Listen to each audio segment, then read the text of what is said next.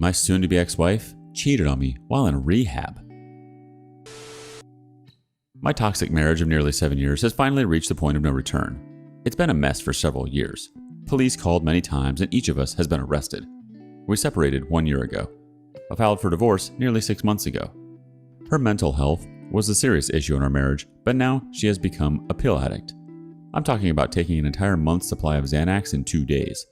The drugs plus her mental health issues made my life unenjoyable. In April, after she was arrested for walking around my neighborhood under the influence and naked, she checked into a rehab sober living facility.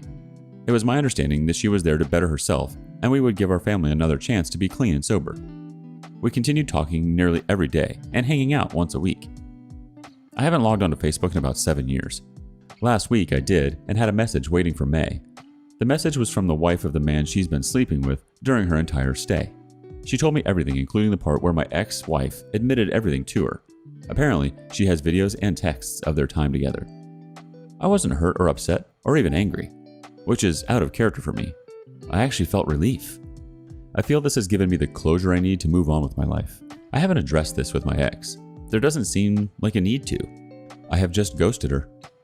We have 2 young children together, so I will be dealing with her, but moving forward, I will only speak to her the bare minimum amount required to co-parent with our children. We have 50-50 custody. Actually, I have 100% while she's in rehab. This relationship was toxic from day one. Some of my best experiences in life came with her by my side, but so did many of my worst. I have lost quite a few friends due to this marriage. My relationship with my parents and sister was strained at times for the same reason. Lastly, I feel like with everything she has done during and since our marriage, I feel no obligation to help her out financially. I will of course continue to provide my children with everything they ever need for life, but I don't feel I owe her a dime. I'm now in the process of taking back control of my life. I'm not ready to date or take on a new relationship. I'm going to focus solely on myself and my children. My only concern is the type of men she will be bringing around our children. She craves male attention and I fear she will jump at the first man or many men to show interest. Anyone have experience with their ex bringing losers around your children? Ask a question and you know you're going to get a response from the community. Sad Excitement 9875 says, "It sounds like you have both been through a lot and finally have gotten closure. If I was you though, I would try for full custody. It sounds like your wife has a lot of issues with everything being documented. You might have a good chance at it." T.O.O.Et says, "I would push very hard for full custody with visitation and strict stipulations about who can be brought around the kids. Wish you the best at getting things turned around." No Fear No There says, "Due to her history, file for full custody with supervised visits and add in a stipulation of no one of the opposite sex can accompany her. Depending on her past, you may want to get a DNA test for the kids because the subject may eventually come up. To be honest, if you do get full custody, she may disappear for several years until she gets straight. Don't depend on any type of rehab program because they are ineffective until the individual decides to come clean. Make you and your children the main focus. Follow through with the divorce because this will be rough on you and a nightmare for the children if the relationship continues. Good luck." Moving on to the next story. Wife of 10 years cheated with a woman. With update. My wife and I have known each other for 12 and been married for 10 years. Recently, I noticed over the last 3 weeks her going out to the city to visit a friend she made. She continues to be out there past her commuted time and ignores my calls and texts. We got in a fight when she went out to brunch at 3:30 p.m. instead of coming home to our family as she said she would. She stayed the night out there because of the fight and made me feel that I was overreacting about her spending time in the city. I found she deleted my incoming texts from my phone that she sent me from another cell she had texted me from in the city, which set off a red flag. I allowed messages to run on our home computer and was heartbroken to find the texts showing her having an emotional affair, saying things like, "Don't say anything around here, my husband is around." I confronted her, and she said that it doesn't count because she is a woman, then eventually said that she was definitely spending an inappropriate amount of time away from home and would fix it. I couldn't sleep that night, and I went through her phone. Side note, earlier in our relationship, my wife had trust issues and set the expectation of no cell phone privacy. She had Snapchat installed, which she hadn't before, and there was no text history for her friend. She missed one thing on her phone, a new created email account. It contained video and texts from Snapchat confirming a physical affair that started 2 months ago. I'm heartbroken to find sexting and confirmation of a physical relationship. I confronted her again, and she admitted what was going on after trying to lie repeatedly. She wants me to allow her to go out once a week and stay together as things were before I found out. I want to stay with her, but I can't share her, not with somebody at least who encouraged lying and forming a relationship with a married woman. Need advice. Update. I didn't include that we have a 2 and 7-year-old. I also wanted to add that this is from 2 days and about 12 hours ago.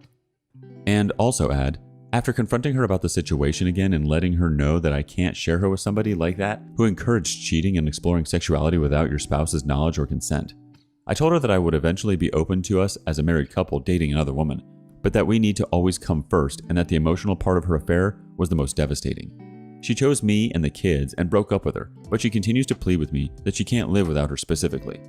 They met 2 months ago.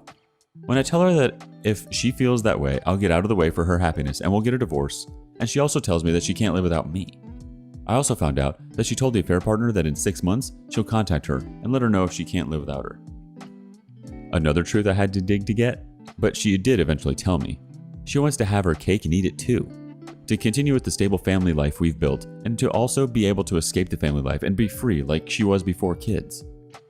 I need advice or to hear what you did in a similar situation. Thank you for all of your input. I will update after we talk this evening when we're back from work and seek more advice, opinions, and comments.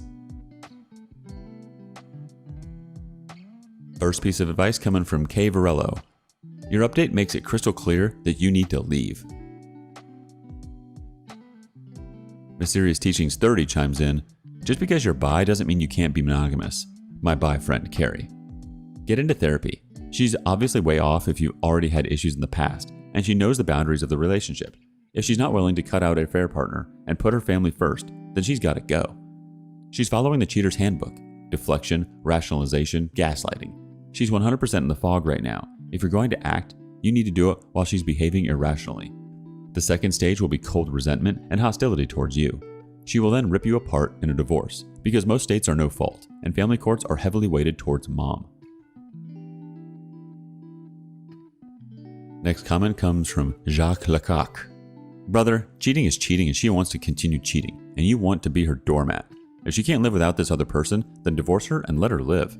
You need to do it on your terms, not in 4 months when she blindsides you and paints you as the bad guy. Kitty Kitty Muffin Pile has the last comment before moving on. She chose me and the kids and broke up with her. What? Not only did she not choose you and the kids, the only thing she has done is prolong the inevitable. Not only have you embraced her cheating, without any consequences to her actions, you rubber stamped it now. She momentarily made you believe that the kids and you are important to her. If they were, she would not have been cheating in the first place. You claim that you always need to come first, and she agrees. After she got caught cheating is meaningless. She didn't break up with this person, she's just getting better at cheating. It will be harder to catch her in the future. You need to divorce this person. They are showing absolutely no remorse for their actions. Cheating isn't a mistake to this person. She doesn't think she's doing anything wrong. It's over, and you just can't wrap your head around it yet. Alright, last story for this episode. My girlfriend cheated on me with a coworker. My 27 female girlfriend of 2 years, who I lived with and truly thought was my best friend and the person I was going to marry, cheated on me and left me for another coworker. We all worked together, during the same time that my dad was dying of cancer. Now, on top of feeling so alone in the grief of my dad's death, I have to see the two of them nearly every single day. I never once got an apology or honest explanation, just complete coldness. She literally discarded me like a piece of trash and is perfectly fine seeing me in pain every day, ignoring it and going on with her life as normal.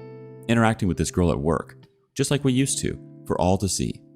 To have to watch yourself literally be replaced in every way, right in front of your eyes, and to not be able to do anything about it, has been hell on earth.